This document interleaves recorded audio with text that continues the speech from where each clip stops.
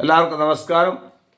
ശ്രീമദ് ഭഗവത്ഗീത 2-ാം അധ്യായം സാഖ്യയോഗം 53-ാമത്തെ ശ്ലോകം.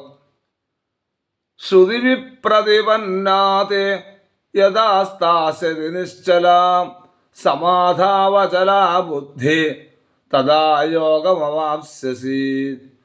ശ്രുതിവിപ്രതിപന്നാ തേ ബുദ്ധി യഥാ നിശ്ചലാ സമാധൗ അചല സ്ഥാസ്യതി തഥാ യോഗം അവാപ്സ്യസി.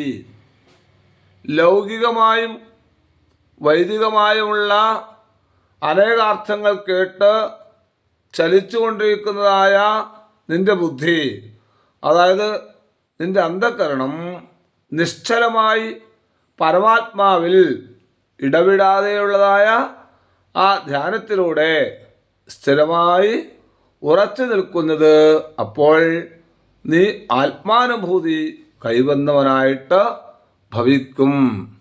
എന്ന് പറഞ്ഞാൽ ഇവിടെ ധ്യാനത്തിൽ മുഴുകിയിരിക്കുമ്പോഴാണ് ആത്മാനുഭൂതി ഉണ്ടാകുന്നത് എന്നർത്ഥം.